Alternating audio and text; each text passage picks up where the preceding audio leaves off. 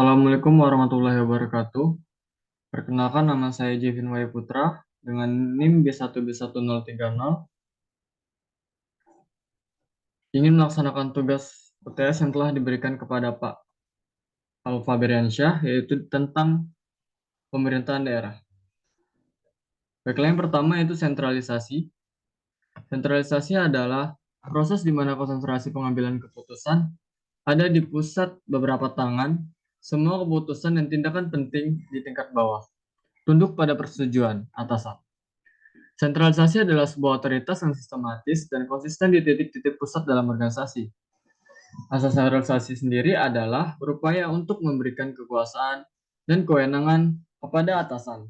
Jadi asas-asas ini adalah upaya pengambilan keputusan semua diserahkan kepada atasan. Contoh sentralisasi sendiri bisa diambil dalam keputusan wewenang politik, manajemen, maupun administrasi. Contoh wewenang dalam bidang politik adalah penyerahan kekuasaan dan tanggung jawab sepenuhnya kepada pemerintahan pusat. Sentralisasi memungkinkan para atasan mengembangkan mindset yang luas tentang operasional dan melakukan kontrol keuangan yang ketat. Sentralisasi juga dapat membantu mengurangi biaya dengan menghilangkan redundansi dalam organisasi. Tetapi sentralisasi juga bisa menimbulkan kesan bahwa para karyawan tingkat bawah tidak mendapatkan kesempatan untuk mengembangkan keterampilan dan pengetahuan mereka dalam pengambilan keputusan dan kepemimpinan mereka. Faktor sentralisasi yaitu yang pertama sifat tugas. Semakin kompleks tugas, maka akan semakin sempit sekali ruang untuk kendali. Yang kedua yaitu lokasi para pekerja. Semakin banyak lokasi, maka akan semakin sempit sekali ruang untuk kendali. Yang ketiga ya kemampuan manajer untuk mendelegasikan tanggung jawab. Semakin besar kemampuan untuk mendelegasikan wewenang, maka akan semakin luas sekali ruang untuk kendali. Yang keempat yaitu jumlah interaksi dan umpan balik antara pekerja dan manajer. Semakin banyak umpan balik dan interaksi yang diperlukan, semakin sempit rentang kendali. Yang terakhir yaitu tingkat keterampilan dan motivasi para pekerja. Semakin tinggi tingkat keterampilan dan motivasi, semakin luas sekali ruang untuk kendali. Selanjutnya yaitu kelebihan asas sentralisasi. Dalam setiap organisasi, bisnis, otoritas, dan kekuasaan di tangan atasan disebut sebagai sentralisasi. Segala sesuatu yang terjadi untuk mengurangi pentingnya peran bawahan dalam suatu organisasi dikenal sebagai sentralisasi. Dalam jenis organisasi kantor, wewenang dan kekuasaan masing-masing di setiap kegiatan terletak pada tanggung jawab tangan segelintir orang, ini manajer kantor dan bawahannya. Faktanya, mereka tidak memainkan peran apapun. Sebaliknya, mereka meminta untuk bekerja dan hanya bekerja sesuai dengan apa yang diinginkan dan diperintahkan oleh pemilik. Sentralisasi kekuasaan dalam hal perencanaan dan kontrol bukan hal baru dalam manajemen manapun. Tapi sentralisasi mengacu pada pengurangan tanggung jawab bawahan dalam mengambil keputusan. Bawahan hanya diminta berfungsi sebagai mesin, sedangkan pimpinan manajemen berfungsi sebagai operator. Yang pertama itu melatih pimpinan untuk mengambil keputusan. Sentralisasi hanya memberikan fasilitas untuk melatih skill kepemimpinan untuk mengambil keputusan yang benar. Sentralisasi tidak memiliki keraguan dalam menjalankan wewenangnya. Ibaratnya dengan skill seorang pemimpin harus mengubah rumah bisnis yang hampir rugi menjadi rumah yang menguntungkan. Karena kepemimpinan, pusat yang kuat, efisien, terarah, dan tidak kontroversial. Yang kedua yaitu keputusan terpusat. Jelas dengan pelimpahan wewenang dan terpusatnya pengambilan keputusan yang hanya ada di tangan satu individu yakni atasan, maka hal ini juga akan menghasilkan keseragaman kegiatan dan dengan demikian memastikan putusan yang seragam dan proses yang seragam.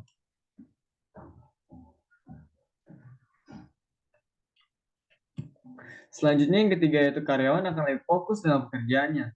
Pekerjaan karyawan akan lebih fokus dan tidak terganggu dengan kegiatan lainnya di luar tanggung jawab ia. Kerjaan yang ditangani adalah beberapa keunggulan spesialisasi yang berarti dan hal itu tidak akan terganggu dengan tanggung jawab lainnya di luar spesialisnya. Yang keempat yaitu baik untuk ekonomi. Keseragaman kegiatan karyawan memberikan dampak positif di bidang ekonomi karena akan membawa efisiensi dan kelancaran kinerja staf sehingga membawa ke dampak ekonomi. Yang kelima yaitu tidak ada duplikasi pekerjaan. Pemimpinan yang terpusat dan keseragaman kegiatan antar karyawan tidak menyediakan ruang untuk duplikasi pekerjaan di kantor. Yang keenam yaitu keputusan cepat.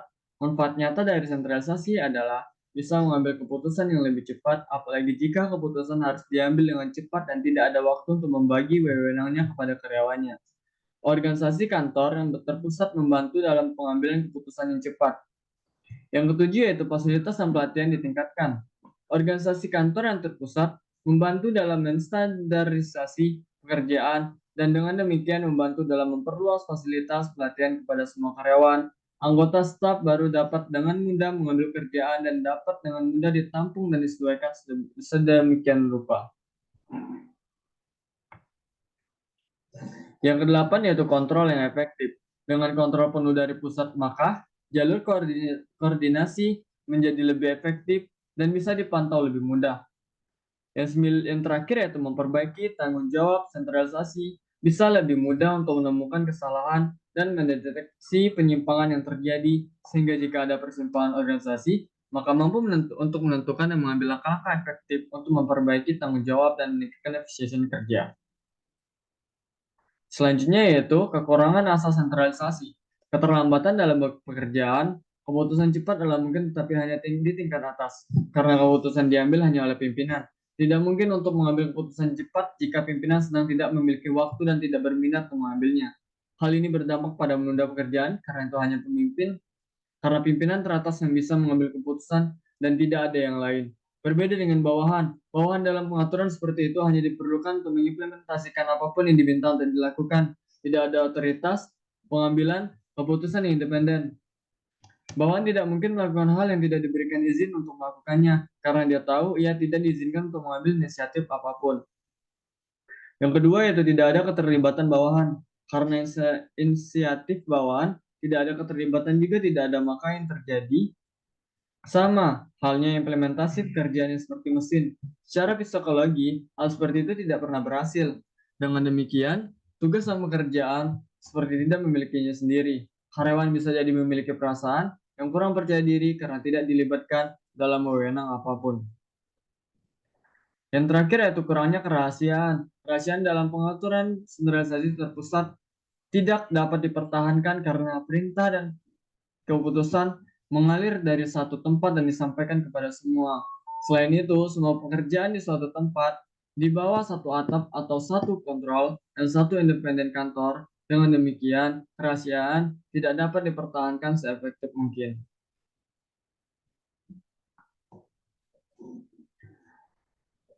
Definisi sentralisasi. Sementara kebalikan dari sentralisasi, yaitu desentralisasi.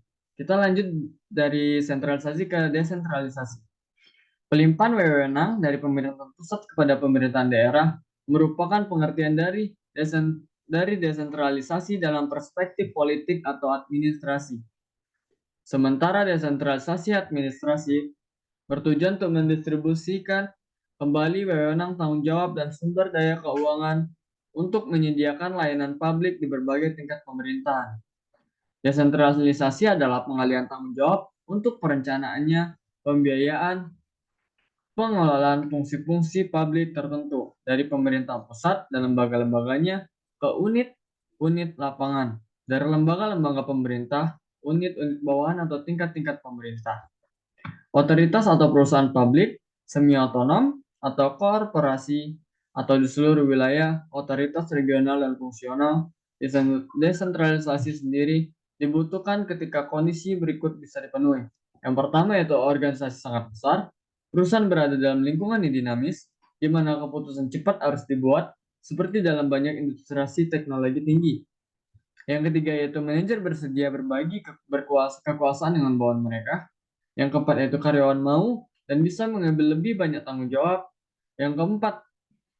Yang kelima yaitu perusahaan ini tersebar secara geografis. Yang keenam yaitu ketika organisasi tumbuh dan berubah, mereka terus mengevaluasi kembali struktur mereka untuk menentukan apakah itu membantu perusahaan untuk mencapai tujuannya.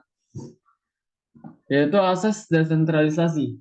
Asas desentralisasi sendiri merupakan sebuah otoritas membuat keputusan yang didorong turun ke dalam hierarki organisasi. Contohnya yaitu adalah memberikan tanggung jawab dan kekuatan lebih besar kepada karyawan di bawahnya untuk membuat dan mengimplementasikan keputusan. Desentralisasi dapat menghasilkan pengambilan keputusan yang lebih cepat dan peningkatan inovasi dan responsif terhadap preferensi sekitarnya. Di sisi lain, pengertian desentralisasi adalah pendelegasian wewenang yang sistematis di semua tingkatan manajemen dan di semua organisasi. Dalam masalah desentralisasi, wewenang dipertahankan oleh pimpinan manajemen untuk mengambil keputusan besar dan menyusun kebijakan yang menyangkut seluruh masalah.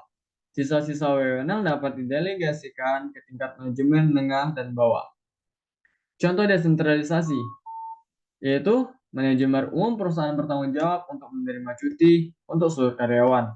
Manajer umum mendelegasikan pekerjaan ini kepada manajer HRD personalia yang sekarang bertanggung jawab untuk menerima cuti karyawan. Dalam situasi ini telah terjadi pendelegasian wewenang. Selanjutnya kelebihan asas desentralisasi. Berikut ini adalah kelebihan dalam asas desentralisasi dalam sebuah organisasi. Ada di antaranya adalah yang pertama, konsentrasi pemimpin, manajer tetap pada tanggung jawab utama. Dengan adanya desentralisasi, maka tugas pemimpinan, manajer lebih terfokus dan staf bahwa diberi kesempatan untuk meningkatkan skill dan pengetahuan bagaimana cara mengambil sebuah keputusan. Yang kedua yaitu proses pengambilan keputusan bisa menjadi lebih cepat.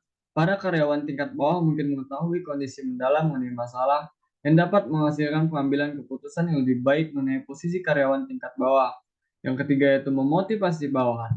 Desentralisasi meningkatkan kepuasan kerja serta semangat kerja karyawan karena diberi limpahan tanggung jawab. Yang keempat yaitu memberi semangat. Selain itu desentralisasi juga memajukan semangat karyawan untuk bersatu dalam menjalankan limpahan tanggung jawab. Yang kelima itu mengembangkan kreativitas. Di bawah desentralisasi, setiap divisi memperoleh wewenang yang cukup untuk menunjukkan bakat dan kreativitas mereka. Dengan cara ini, manajemen tingkat atas dapat menciptakan persaingan yang sehat di antara berbagai divisi. Yang keenam yaitu mengembangkan keterampilan. Dengan desentralisasi, maka pimpinan bisa mengembangkan keterampilan dan membantu meredakan banyak masalah yang pada akhirnya memastikan pertumbuhan organisasi. Yang ketujuh yaitu pengambilan keputusan cepat. Desentralisasi juga menghasilkan keputusan yang lebih cepat dan akurat karena diputuskan secara bersama-sama. Yang kedelapan yaitu komunikasi yang efisien. Desentralisasi bisa membuat sistem komunikasi di antara atasan dan bawahan lebih efisien, menghasilkan komunikasi yang harmonis dan efektif. Yang kesembilan yaitu kemudahan ekspansi. Desentralisasi dapat menambah proses ekspansi bisnis yang tumbuh. Desentralisasi bahkan bisa memungkinkan berkembangnya bisnis baru di berbagai lokasi. Desentralisasi membiarkan potensi penuh dari bawahan-bawahan benar-benar berkembang. Yang 10 yaitu pengawasan dan kontrol yang lebih baik. Manajer tingkat bawah dapat mengubah jadwal produksi dan penugasan kerja dengan wewenang yang diberikan. Evaluasi kinerja setiap unit terdesentralisasi, membantu dan melakukan kontrol yang memadai. Terakhir yaitu memenuhi kebutuhan dasar manusia. Desentralisasi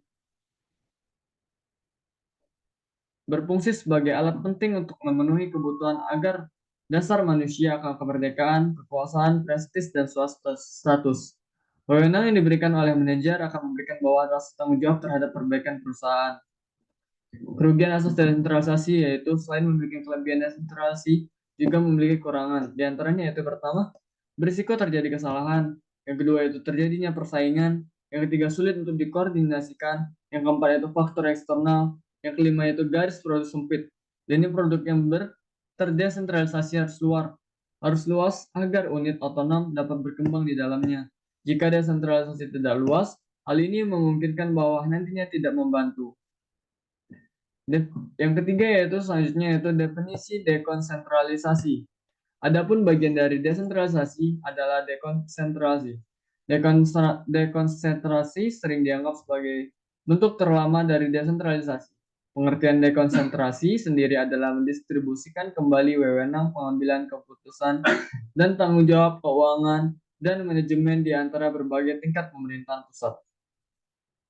Contohnya yaitu mengalihkan tanggung jawab dari pejabat pemerintah pusat di ibu kota ke mereka yang bekerja di daerah, provinsi, atau kabupaten.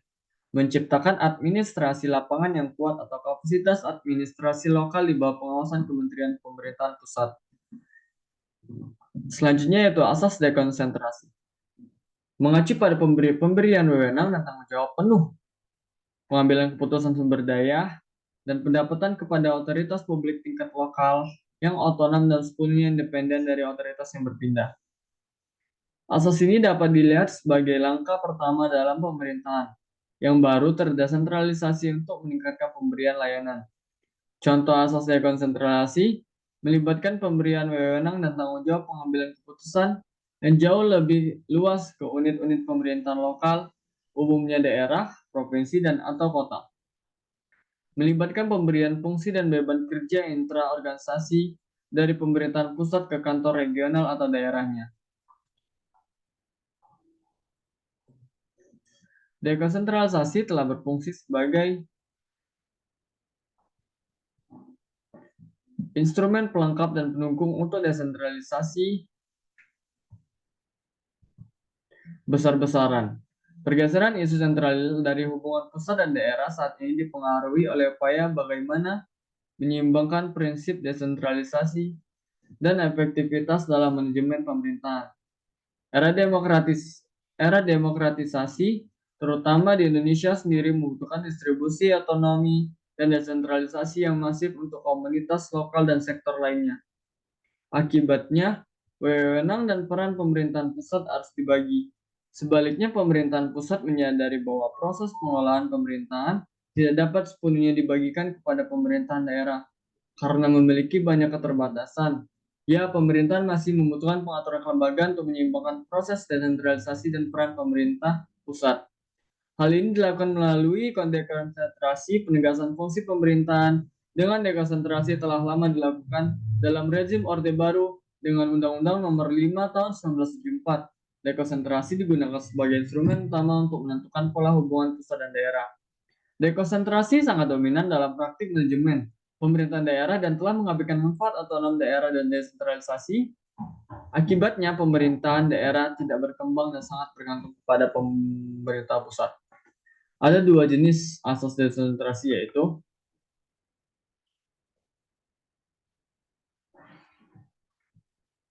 administrasi lapangan dan administrasi lokal. Tingkat dekonsentrasi yang lebih besar dapat dicapai melalui administrasi lapangan. Hal ini diwakili oleh keberadaan karyawan dan kementerian pusat di yurisdiksi lokal dan tetap di bawah arahan dan kontrolnya. Sebaliknya, pemerintah daerah adalah bentuk dekonsentrasi di mana semua tingkat bawahan pemerintahan menjadi agen pemerintah pusat. Biasanya cabang eksekutif lokal memerlukan struktur hierarki setiap tingkat pemerintahan lokal. Dekonsentrasi sebagai salah satu konsep desentralisasi sering disebut desentralisasi administrasi atau desentralisasi birokratis. Adapun administrasi lapangan dapat diidentifikasi sebagai administrasi pemerintahan nasional di luar ibu kota, instrumen yang digunakan pusat untuk menjalankan fungsinya bagi rakyat negara tersebut.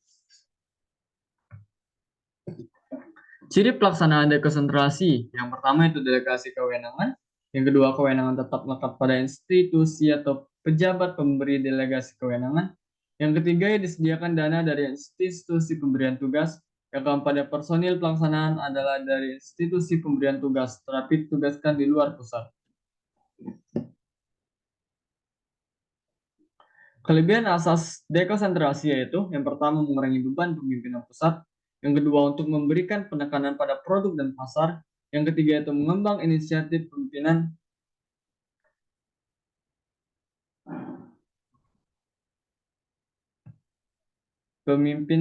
inisiatif pimpinan. Yang keempat yaitu memberikan kontrol dan pengawasan yang lebih baik. Itulah kelebihan asas dekonsentrasi. Kekurangannya yaitu yang pertama adalah masalah koordinasi, yang kedua beban keuangan lebih, yang ketiga membutuhkan personil yang berkualitas, yang keempat itu menciptakan konflik. Asas tugas pembantuan pada umumnya diposisikan sebagai komplementer atau pelengkap dari Desentralisasi dan dekonsentrasi di Undang-Undang Nomor 22 Tahun 1988 juga sudah dikenal sebagai asas Medebewin, yang berarti penyerahan kewenangan. Dalam arti penyerahannya hanya mengenai cara menjelaskan saja, sedangkan prinsip-prinsip ini ditetapkan oleh pemerintahan pusat sendiri. Apabila dilihat dari bentuk dan sifat kegiatannya, Medebewin ini sama dengan asas tugas pembantuan yang dikenal saat ini.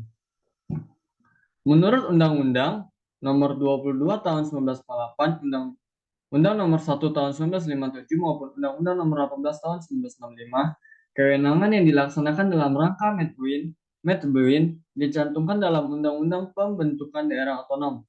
Kewenangan tambahan lainnya yang akan di Medebewin akan diatur lebih lanjut dalam peraturan pelaksanaan dari undang-undang.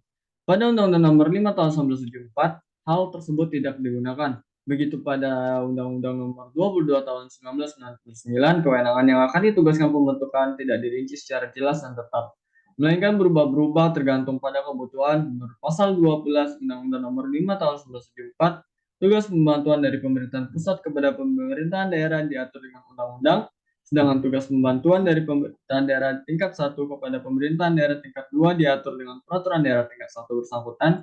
Sampai Undang-Undang Nomor 5 Tahun 1974 dicabut, belum ada undang-undang yang mengatur secara khusus mengenai tugas pembantuan, meskipun asas tersebut secara faktual dilaksanakan. Di dalam pasal 13 ayat 2 disebutkan bahwa setiap penugasan dalam rangka tugas pembantuan ditetapkan dengan peraturan perundang-undangan. Peraturan perundang-undangan yang dimaksudkan di sini tidak harus berbentuk undang-undang, melainkan juga dapat berbentuk peraturan pemerintah, keputusan presiden, dan peraturan lainnya yang sejenis. Sampai saat ini baru ada PP nomor 52 tahun 2001 tentang penyelenggaraan tugas pembantuan sebagai pedoman pelaksanaan tugas pembantuan bagi pemerintahan pusat, daerah maupun desa.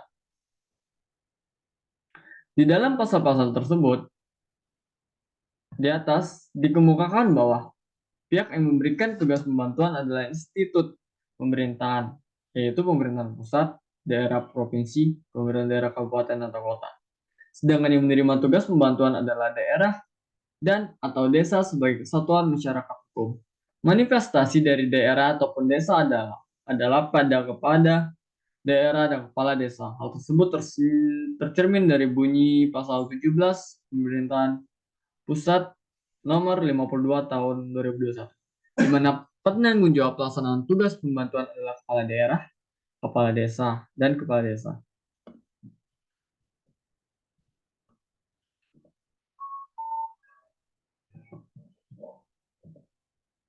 Asas tugas pembantuan nampaknya dijadikan strategi jalan keluar bagi pengurangan kewenangan yang sangat drastis bagi pemerintahan pusat. Melalui asas tugas pembantuan dana-dana dekonsentrasi yang semula dialokasikan kepada instansi vertikal di kabupaten atau kota provinsi pada masa Undang-Undang Nomor 5 Tahun 1974 ditarik ke atas untuk kemudian didistribusikan kembali ke daerah melalui mekanisme tugas pembantuan. Asas ini sekaligus juga sebagai salah satu atas kendali pemerintahan pusat kepada pemerintahan daerah melalui jalur keuangan. Selama ini pemerintah pusat mengendalikan daerah melalui 3 jalur, yaitu kewenangan, kepegawaian, serta keuangan. Setelah berlakunya Undang-Undang Nomor 22 Tahun 1999, alih kendali pemerintah pusat hanya melalui keuangan saja, karena kewenangan dan kepegawaian sudah diserahkan kepada daerah. Setelah Undang-Undang Nomor 22 Tahun 1999, berusia sekitar 5 tahun, implementasi asas tugas pembantuan masih relatif terbatas. Implementasi yang nampak secara nyata barulah dari pemerintahan pusat ke daerah, provinsi dan daerah kabupaten atau kota. Sedangkan implementasi dari pemerintahan provinsi dan pemerintahan kabupaten di desa masih sangat terbatas. Salah satu provinsi yang merintis pelaksanaan atas tugas pembantuan belum dilaksanakan secara intensif. Salah satu di antaranya yaitu kesalahan persepsi mengenai pengertian tugas pembantuan yang dicampur adukan dengan pengertian pemberian bantuan. Padahal nilai yang dimaksud mengumumkan dari asas tugas pembentukan adalah efektivitas dan efisiensi. Ciri tugas pembantuan bukan transfer kewenangan maupun delegasi kewenangan, melainkan pemberian bantuan pelaksanaan tugas yang bersifat operasional. Yang kedua itu kewenangan tetap melekat pada institusi pemberi tugas. Yang ketiga, disediakan dana, saran, dan prasarana, serta personil yang diperlukan personil. Yang keempat, yaitu personil pelaksanaan sebagian besar adalah dari institusi pemberian tugas.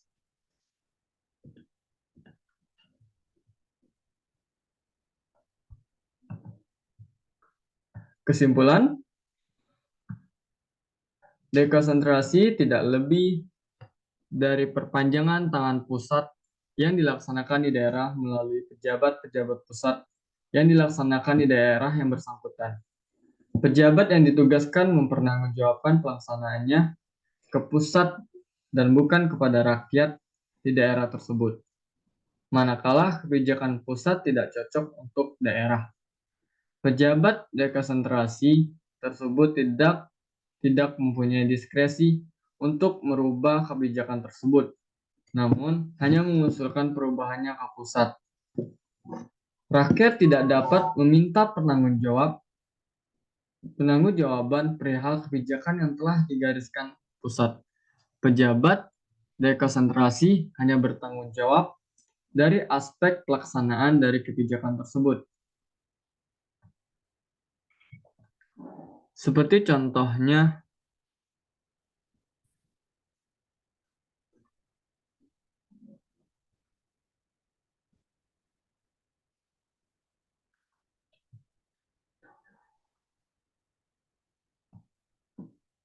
tugas pembantuan, yaitulah tugas ikut melaksanakan urusannya. Tugas pembantuan tidak beralih menjadi urusan yang diberi tugas, tetapi tetap merupakan urusan pusat atau pemerintah. Tingkat atasnya yang memberikan tugas. Pemerintah di bawahnya sebagai penerima tugas bertanggung jawab kepada yang memberi tugas dan turut serta dalam melaksanakan urusan pemerintahan yang bersangkutan. Tugas pembantuan juga tidak diberikan kepada pejabat pemerintah yang ada di daerah, melainkan kepada pemerintahan daerah. Karenanya, bukanlah suatu dekonsentrasi, tapi bukanlah pula suatu desentralisasi, karena urusan pemerintahan yang diserahkan tidak menjadi urusan rumah tangga daerah. Urusan rumah tangga dalam tugas pembantuan hanya mengenai tata cara penyelenggaraan urusan pemerintahan yang dibantu, sedangkan substansi tetap ada pada satuan pemerintahan yang dibantu. Sedangkan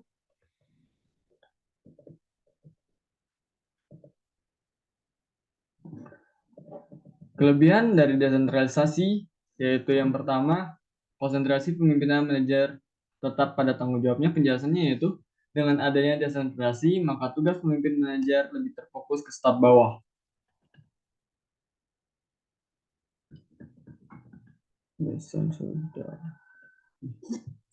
Yang kelebihan dekonsentrasi yaitu mengurangi beban pemimpinan pusat, yaitu desentralisasi membebaskan para pemimpinan dari beban menjalankan berbagai fungsi. Sentralisasi otoritas menempatkan seluruh tanggung jawab di pundak seorang eksekutif dan kelompok terdekatnya. Dengan adanya dekonsentrasi, maka hal ini mengurangi waktu pemimpinan pada fungsi manajerial penting lainnya. Jadi satu-satunya cara untuk mengurangi beban mereka adalah dengan memberikan wewenang kekuatan pengambilan keputusan kepada bawahan. Yang kedua itu untuk memberikan penekanan pada produk dan pasar. Suatu produk kehilangan pasarnya ketika produk baru muncul di pasar karena inovasi atau perubahan dalam permintaan pelanggan. Dalam kasus seperti itu, wewenang yang dikonsentrasi ke unit regional bisa memberikan layanan instan dan mempertimbangkan harga, kualitas pengiriman, kebaruan, dan lain-lain. Yang ketiga itu mengembangkan inisiatif pimpinan. Ketika otoritas tidak konsentrasi pimpinan dalam organisasi, akan mendapatkan kesempatan untuk mengembangkan bakat mereka dengan mengambil inisiatif yang juga akan membuat mereka siap untuk posisi manajerial. Pertumbuhan perusahaan sangat bergantung pada pimpinan yang berbakat. Yang keempat yaitu memberikan kontrol pengawasan lebih baik. Dekonsentrasi memastikan kontrol dan pengawasan lebih baik karena bawahan ditinggalkan memiliki wewenang untuk membuat keputusan secara independen. Manfaatnya adalah mereka memiliki pengetahuan penyeluruh tentang setiap tugas di bawah kendali mereka dan berada dalam posisi untuk mengambil tindakan secara kolektif. Kekurangan asas dekonsentrasi, masalah koordinasi, pemberian wewenang menciptakan masalah koordinasi karena wewenang tersebar luas di seluruh organisasi.